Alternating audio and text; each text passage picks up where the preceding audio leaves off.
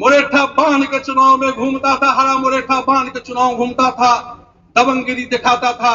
मैं उस समय भी कहता था, एक यूपी में अतीक अहमद था जो मुरेठा बांध के वोटर को डरवाता था। आया था इस बार मधुबनी लोकसभा में चुनाव लड़ने के लिए आया था बंधुओं, इसलिए लड़ने के लिए चुनाव आया था मधुबनी में। आप तो दरभंगा से सांसद थे, कई बार रह चुके। दौरे के साथ कहता हूं, न मधुबनी की ओर झांकेगा न केवटी की ओर झांकेगा। इस बार चुनाव हार के जाएगा बंधुओं। केवटी विधानसभा का चुनाव सिर्फ कमल फूल और लालटेन छाप का नहीं है। सिर्फ केवटी विधानसभा में चुनाव हम सिर्फ विधायक बनाने के लिए नहीं आए हैं। केवटी विधानसभा में यह हमारी हमेशा से लड़ाई रही है कि केवटी विधानसभा में वहां का प्रतिनिधित्व कौन करे, उसका नेतृत्व कौन करे। हम हमेशा से कहते रहे कि केवटी का नेतृत्व वही करे जो भारतीय जनता पार्टी के नीति और कार्यक्रम में विश्वास रखता है। हम राष्ट्रवाद में विश्वास रखते हैं, हम सनातन धर्म में विश्वास रखते हैं। हम चाहते हैं कि सनातन धर्म जो सबसे पुराना हमारा धर्म है, उस धर्म की रक्षा कैसे हो, केवटी विधानसभा में उसको मान और सम्मान कैसे मिले, हम लड़ाई इसकी लड़ते रहे। लंबे समय तक केवटी विधानसभा में एक ही समुदाय के लोग यहां से विधायक हुआ करते थे। 25 वर्षों तक ये विधायक हुआ करते थे। लेकिन केवटी में जो बहुसंख्यक समाज है, उनके न गांव का विकास हुआ, न उनको सम्मान मिला, न कोई काम हुआ। हम सब दिन से विरोध करते आए हैं, हम तुष्टीकरण का विरोध करते आए हैं। लोग कहता है कि भारतीय जनता पार्टी हिंदू और मुसलमान करता है। हम हिंदू और मुसलमान नहीं करते हैं, हम करते हैं तुष्टीकरण का विरोध करते हैं। हम पूछना चाहते हैं कि जो लोग नरेंद्र मोदी को वोट नहीं देना चाहते हो, मैं खासकर मुसलमान भाइयों से इस मंच में सवाल करना चाहता हूं। क्या मुसलमान भाई बताओ, घर में जलावा नहीं होता था, पत्ता पर खाना बनाते थे। आज मोदी जी ने गैस सिलेंडर दिया है तो केवटी में सबसे ज्यादा मुसलमानों को गैस सिलेंडर मिला है। हम मुसलमान भाइयों से पूछना चाहते हैं, जो प्रधानमंत्री जी ने आवास दिया है, आज उस आवास में आपको मिला है कि नहीं मिला है, दिल पे हाथ रख के बताओ। हम पूछना चाहते हैं उन लोगों से कि आज 5 किलो अनाज जब मोदी जी दे रहे हैं, मुफ्त में अनाज दे रहे हैं, तुम मोदी जी का अनाज खाते हो कि नहीं खाते हो मुस्लिम भाई, मैं पूछना चाहता हूं। आज जो भी मोदी जी ने सड़क बना दिया है, पुल बना दिया है, आज उस सड़क पुल पर तुम चलते हो कि नहीं चलते हो।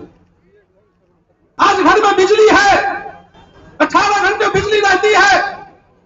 हम उनसे पूछना चाहते हैं, मोदी जी के जो विरोधी हो, वो बिजली चलाते हो कि नहीं, उसी मोबाइल में चार्ज करते हो कि नहीं करते हो, टीवी देखते हो कि नहीं देखते हो, और सड़क पे आके मोदी जी को गाली देते हो। वोट तो नहीं देते हो और मोदी जी को गाली देने का काम करते हो। हम उन्हीं से सवाल पूछने आए हैं।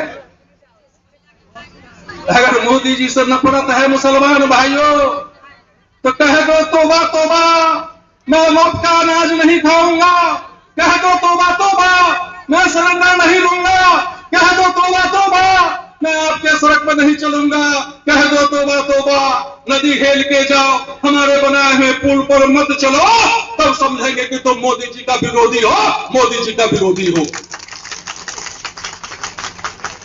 सारा सुविधा लोगे और सड़क पे आके मोदी जी को गाली दोगे, भारतीय जनता पार्टी की गाली दोगे, नीतीश कुमार की गाली दोगे। ये हिंदुस्तान की जनता से, हिंदुस्तान की जनता के साथ साथ केवटी की जनता भी इसको सहन करने वाला नहीं है, सहन करने वाला नहीं है बंधु। यही आप लोगों से आग्रह निवेदन करने हैं।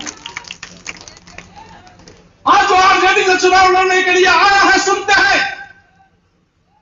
मैं अपने मुंह से तो नाम लेना नहीं चाहता, उसको प्रचारित करना नहीं चाहता, लेकिन नाम तो लेना ही पड़ेगा। एक अली असरफ फातमी थी जो लंबे समय तक यहां से सांसद रहे हैं, आज उसका बेटा चुनाव लड़ने के लिए सोच रहा है। इसी केवटी की जनता ने 15 में इसी फराज फातमी को वोट देके यहां से जिता के भेजा था फराज फातमी को। मैं आप लोगों से कहना चाहता हूं कि जब वोट मांगने के लिए जाए तो आप उससे पूछिएगा कि 5 वर्षों तक आपको भी सेवा करने का मौका मिला है, 5 वर्षों में आपने इस क्षेत्र के लिए क्या किया है। आप उससे हिसाब जरूर मांगिएगा, जरूर मांगिएगा। अगर हिसाब मांगिएगा तो उसको मिलेगा कि केवटी विधानसभा में जितने कब्रिस्तान है उसको तो घेराबंदी कर दिया गया, लेकिन हिंदुओं के श्मशान को घेराबंदी नहीं किया गया। बंधुओं, हिंदुओं के श्मशान को घेराबंदी नहीं किया गया है। अगर काम भी हुआ है, थोड़ा बहुत हुआ है, तो जो उनके अपने रिश्तेदार हैं, उनके कौम के लोग हैं, उसी में काम हुआ है।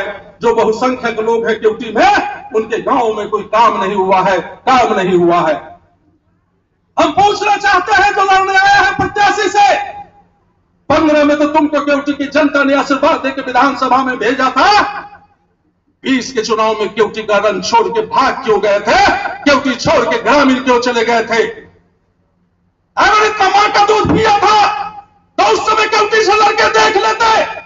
उस समय भी तुम केवटी से हार के जाते और इस बार भी केवटी से अधिक मतों से, रिकॉर्ड मतों से हार के जाओगे। मैं इस मंच से ललकारने आया। क्यों केवटी छोड़ के चला गया? मुझे भी पार्टी ने मौका दिया था। 95 में हम चुनाव लड़ने के लिए आए, 95 में भारी मतों से हम चुनाव हार गए थे। 2000 में आए, हम 2000 में चुनाव हार गए थे, लेकिन हमने केवटी की धरती को नहीं छोड़ा, उस केवटी की मिट्टी को नहीं छोड़ा। इसलिए हम केवटी की धरती को अपना मां समझते हैं और उस हिसाब से उसकी सेवा करने का हमने संकल्प लिया। आज वो प्रत्याशी आया है, उसके पिताजी का नाम क्या है? अली अशरफ फातमी। बहुत बड़ा नेता कहता है, उसका विदेशों में भी संपर्क है, विदेश से भी पैसा आता है। अब विदेश से पैसा आता है, समझ सकते हैं कि कहां से पैसा आता होगा। करोड़ों रुपया आता है, वह चुनाव लड़ता है, चुनाव लड़ता तो है, करोड़ों रुपया तस्लीने के लिए विदेशों से कहां से पैसा लाता है। बंधुओं, यह मैं आपको बताना चाहता हूं। आया था इस बार मधुबनी लोकसभा में चुनाव लड़ने के लिए आया था। बंधुओं, इसलिए लड़ने के लिए चुनाव आया था मधुबनी में। आप तो दरभंगा से सांसद थे, कई बार रह चुके। दरभंगा में उसकी हिम्मत नहीं पड़ी चुनाव लड़ने के लिए, इसलिए नहीं चुनाव लड़ना चाहते थे दरभंगा से।